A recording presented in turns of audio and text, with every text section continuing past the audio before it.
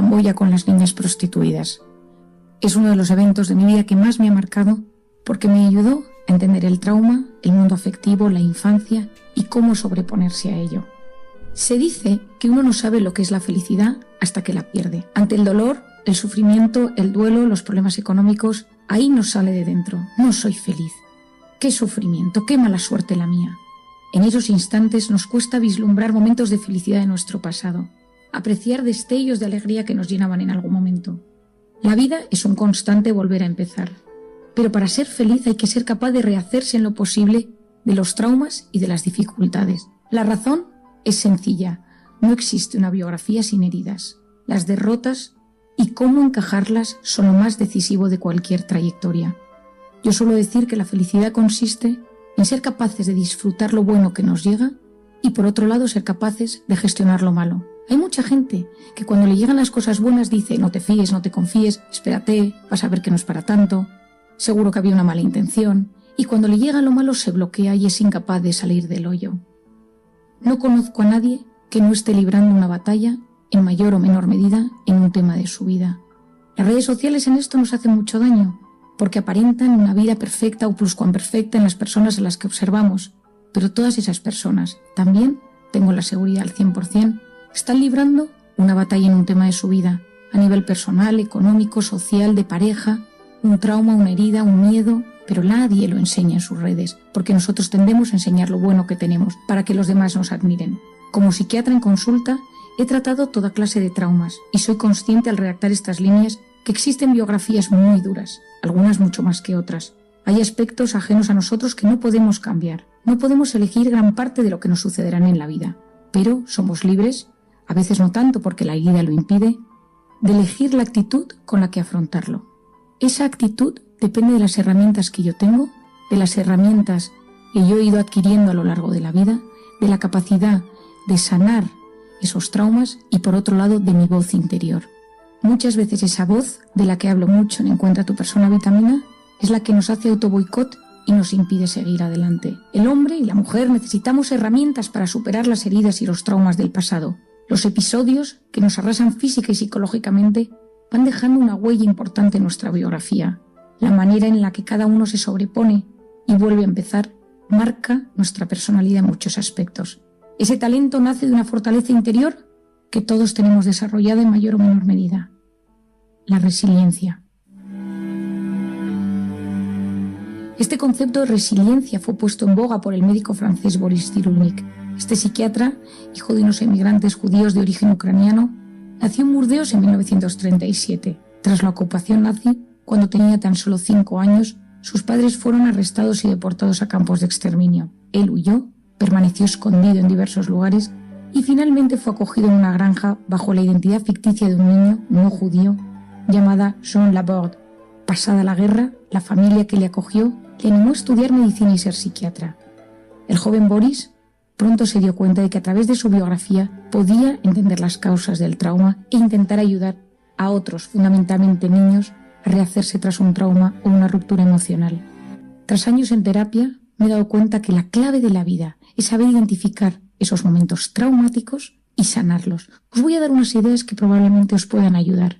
Quizá eres de aquellos que tienes un trauma con T mayúscula, un trauma grande, un trauma de los que genera una gran herida. O puede ser que tengas microtraumas que te han ido perjudicando, pero tú notas que te siguen bloqueando o impidiendo seguir adelante. ¿Qué es un trauma? El trauma es el resultado de la exposición a un acontecimiento estresante que sobrepasa los mecanismos de afrontamiento que tiene la persona. Cuando la persona no puede gestionar o se siente sobrepasada por la situación, los recuerdos no pueden transformarse en experiencias narrativas neutras y lo que sucede es que se quedan enquistados en diferentes partes de nuestro cerebro. El trauma es la fobia al recuerdo, lo que impide la integración del acontecimiento en la memoria. Cada vez que recuerdas eso, algo se activa en tu organismo, incluso los síntomas físicos, y surge la ansiedad, la angustia, los pensamientos rumiativos, las ideas autolíticas o los pensamientos de tristeza inmensa. ¿Cómo podemos superar esas heridas tan profundas? La clave se encuentra en el amor, en la solidaridad, en la oxitocina que espero que ya conozcas, es decir, en los afectos. Boris Cyrulnik, a lo largo de su experiencia, ha mostrado numerosos ejemplos al respecto. En la Universidad de Toulon, donde él es profesor, ha trabajado con enfermos de Alzheimer. Me encanta ver los resultados de sus estudios. Muchos, él cuenta, han olvidado las palabras, pero no los afectos, la música, los gestos o las muestras de cariño. Boris Cyrulnik insiste en la flexibilidad del ser humano, de la mente del ser humano. Antes se pensaba que una persona quedaba marcada por el dolor y el sufrimiento. En ese proceso de ayuda, la clave es no culpabilizar a la persona que tienes delante. Uno de los temas que yo más he insistido a lo largo de la historia es que si un hijo tuyo, un sobrino, un alumno, un niño pequeño acude a ti para contarte un hecho traumático, tu primera reacción sea de comprensión y no de juicio. Aunque te parezca imposible lo que te está contando, aunque te parezca surrealista, primero agáchate, ponte a su altura y pídele que te explique con detalle lo que ha sucedido, que te diga cómo se siente, pero nunca le digas que no le crees. No soy especialista en nada, pero si tuviera que decir una especialidad en el campo de la psiquiatría, es el tema del abuso sexual. Debido a mi experiencia en Camboya tratando a niñas de la prostitución infantil, a lo largo de los últimos 10 años se me ha acercado mucha gente a mi consulta para narrarme sus experiencias traumáticas en la infancia. Gente con vidas aparentemente normales, pero que traen y arrastran una herida de un abuso sexual de cuando eran pequeños. La diferencia entre unos y otros, entre el desarrollo emocional y de comportamiento que surge a lo largo de los años, radica en muchas ocasiones en cómo fue la situación a su alrededor cuando él decidió contarlo. No olvidemos que mucha gente jamás lo cuenta, lo tiene en su interior porque tiene miedo a no ser comprendido, a no ser escuchado, a ser juzgado o a que el hecho de que lo cuente rompa ciertos lazos afectivos. La mayor parte de los abusos sexuales se dan en el seno de la familia, no a través de personas externas. Boris Cyrulnik no lo dice de esta manera. Imagínate que un niño tenía un problema, que ha recibido un golpe, y cuando le cuenta el problema a sus padres, a esto se le escapa un gesto de disgusto, un reproche. En este momento se ha transformado su sufrimiento en un trauma. Cuando uno recibe el primer golpe, el primer trauma, el evento es perturbador, propiamente dicho. Pero para que éste se asiente en la vida, ha de sobrevenir un segundo golpe, que proviene de ciertos comportamientos del entorno que a grandes rasgos pueden implicar rechazo, abandono o estigmatización. Para que te quede clara esta idea, tienes que saber que nuestro cerebro muchas veces sufre ante cosas que suceden, pero lo que suceda a posteriori va a marcar que esto se convierta en un trauma crónico que te impide seguir adelante o que sea simplemente un hecho doloroso que sucedió en un momento de tu vida. No olvidemos que estás en este podcast porque te quieres conocer mejor y ser feliz. Y ese ser feliz significa ser capaz de superar las derrotas y levantarte después. No olvidemos que el presente puede resultar en ocasiones una pesadilla. En algunos casos, uno ansía huir hacia adelante. En otros momentos uno se bloquea y se queda paralizado por algún recuerdo o evento del pasado traumático. Sentarse en el pasado nos convierte en personas agrias, rencorosas, incapaces de olvidar el daño cometido o la emoción sufrida. Todos nosotros, seguro que tú también, has pasado por etapas donde percibes que necesitas una pausa o un freno para recuperar fuerzas, porque has tenido una temporada muy exigente física o psicológicamente, o solo por volver a intentar alcanzar una meta que no hemos logrado. En esos momentos de parón, sobre todo al principio de unas vacaciones, afloran la tensión y el agotamiento. Uno se percibe más vulnerable que nunca. Esa vulnerabilidad no es solo psíquica, sino que al relajar el cuerpo tras una temporada de esfuerzo, se produce una bajada generalizada de nuestras defensas que favorece que se contraigan catarros, gripes u otras enfermedades. Son precisamente esos momentos, después de la tensión o después de los momentos de estrés mantenido, los más importantes en nuestra trayectoria psicológica, porque, en función de cómo los afrontemos, pueden sobrevenir importantes desajustes mentales. En cualquier caso, las batallas las ganan los soldados cansados, las guerras, los maestros de la fortaleza interior. Esa fortaleza interior nos ayudará a superar los problemas y se cultiva aprendiendo a dominar ese yo interior, los pensamientos del pasado o las inquietudes del futuro que nos atormentan y nos impiden vivir de forma equilibrada en el presente. El tiempo no cura todas las heridas, pero sí aparta lo más doloroso del centro de mira. El sufrimiento es, por tanto, escuela de fortaleza. Cuando ese torrente que emana del sufrimiento es aceptada de forma sana, y eso no siempre es fácil, uno adquiere un dominio interior importante y fundamental para la vida. Por lo tanto, ese equilibrio del que tanto hablamos, del que tanto hablo, es aprender a mantener cierta paz interior, ecuanimidad y armonía a pesar de los 1000 avatares de la vida. Tras el golpe, tras el trauma, tras el pico de estrés, hay que retomar las riendas de la propia vida para alcanzar el proyecto de vida que uno tenía trazado. Ser señores de nuestra historia personal. Lo sencillo es actuar en las distancias cortas, vivir limitándonos a reaccionar a los anárquicos impulsos externos que nos afectan, dejándonos llevar. Lo deseable, aunque es muchas veces más complejo, es diseñar nuestra vida con metas, con objetivos, a largo plazo las metas, los objetivos a corto plazo, para poder controlar lo que nos va sucediendo y no ser esclavo de las tendencias. La solución no está en las pastillas. La medicación es clave para momentos de bloqueo donde el propio organismo es incapaz de recuperarse por sí solo, o cuando las circunstancias son tan adversas que precisamos de un apoyo extra para no desmoronarnos. La medicación regula las sustancias elevadas o bajas del cerebro. No suplanta la función cerebral o anímica, pero permite que puedas sentir o realizar esa función cuando ésta te falla. La medicación ofrece soluciones, pero hay otra terapia que es muy efectiva y en la cual yo estoy muy interesada que entiendas. Es la actitud del médico. Unas palabras de aliento, una escucha real y verdadera poseen un efecto de curación importante. Hoy en día sabemos, científicamente demostrado, que la actitud del médico alivia el dolor. Cuando un paciente llega a mi consulta, impregnado de cortisol por la angustia de un problema, la manera en la que yo le escucho y le trato baja esos niveles de cortisol y le ayudo, mediante la empatía, la compasión, la comprensión y la escucha, a generar oxitocina. Ya sabes, porque lo has leído, espero, en Encuentra tu persona vitamina, que cuando estimulamos la oxitocina, que es el signo bioquímico de la empatía, bajamos esos niveles de cortisol. Entiendo que después del COVID muchas veces los sanitarios hemos estado sobresaturados. Nos cuesta esa empatía, nos cuesta ese cuidado tan atento que nos enseñaron a veces en la carrera, o los grandes maestros de la medicina. Pero sí que es clave que cuando un médico es capaz de empatizar y llegar desde el corazón a su paciente, ese paciente se siente aliviado y sale mucho más reconfortado. Si estás en una fase de sufrimiento, tienes que saber que este tiene un sentido.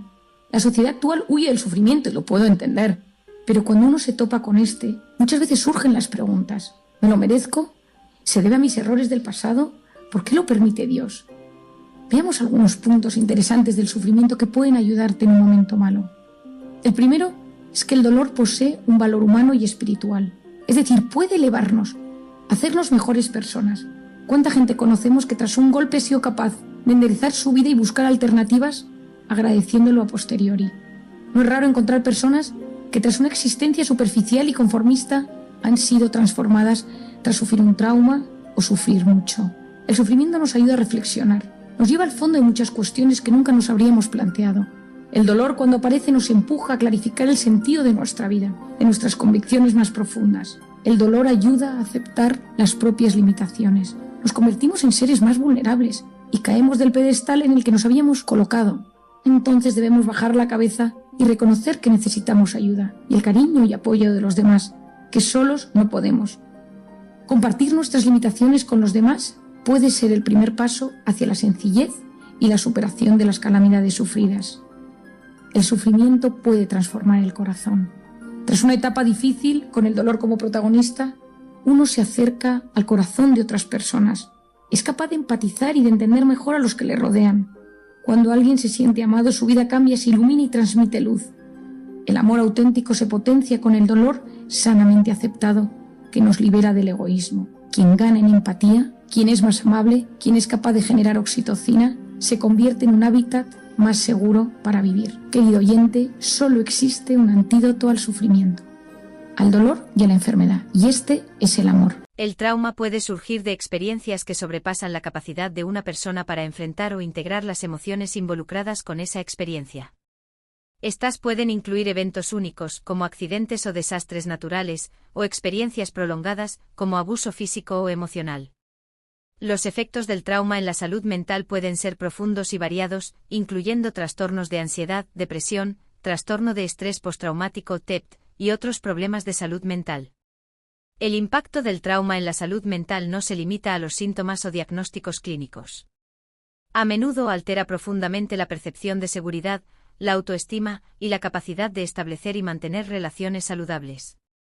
También puede afectar la capacidad de una persona para funcionar en el trabajo o en la escuela, y en otras áreas de la vida cotidiana.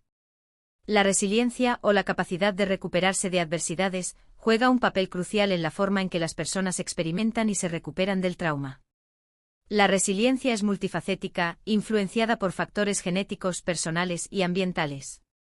No obstante, es importante destacar que la resiliencia se puede fortalecer a través de intervenciones psicológicas, apoyo social y prácticas de cuidado personal. La recuperación del trauma implica procesos complejos y a menudo prolongados. Un aspecto clave de la recuperación es el tratamiento psicológico, que puede incluir terapia cognitivo-conductual, EMDR, desensibilización y reprocesamiento por movimientos oculares, y otras formas de terapia adaptadas a las necesidades individuales. Estas terapias ayudan a las personas a procesar sus experiencias traumáticas, a desarrollar estrategias para manejar los síntomas y a reconstruir su sentido de sí mismos y del mundo. El soporte social es fundamental para la recuperación del trauma y el mantenimiento de la salud mental. Las relaciones saludables ofrecen un espacio seguro para la expresión de emociones, la validación de experiencias y el aliento en el proceso de recuperación. La comunidad, ya sea en forma de grupos de apoyo, amistades o la familia, puede proporcionar un sentido de pertenencia y un marco de resiliencia contra los efectos del trauma. La estigmatización de la salud mental, sin embargo, puede ser una barrera significativa para buscar y recibir apoyo. La educación y la sensibilización sobre la salud mental son cruciales para romper el estigma y fomentar un entorno en el que las personas se sientan seguras para compartir sus experiencias y buscar ayuda. A pesar de los avances en nuestra comprensión del trauma y la salud mental, persisten desafíos significativos. El acceso a tratamientos de salud mental de calidad sigue siendo limitado para muchas personas debido a barreras económicas, geográficas y culturales. Además, la investigación continúa evolucionando, y es necesario un esfuerzo constante para desarrollar y adaptar intervenciones que aborden las necesidades de una población diversa. Mirando hacia el futuro, es esencial promover una comprensión más profunda del trauma y su impacto en la salud mental, tanto a nivel individual como colectivo. Esto implica invertir en investigación, mejorar el acceso a tratamientos de salud mental y cultivar comunidades inclusivas y de apoyo. Al hacerlo, podemos avanzar hacia una sociedad donde el trauma y sus efectos sobre la salud mental sean abordados con compasión, conocimiento y eficacia. En conclusión, el trauma y la salud mental están intrínsecamente ligados, presentando desafíos complejos pero también oportunidades para el crecimiento y la recuperación. A través de la comprensión, el tratamiento adecuado y el soporte, es posible superar los efectos del trauma y promover una salud mental robusta. La clave está en el compromiso colectivo con el bienestar mental, la resiliencia y la recuperación, reconociendo la importancia de cada paso en este viaje compartido hacia la sanación.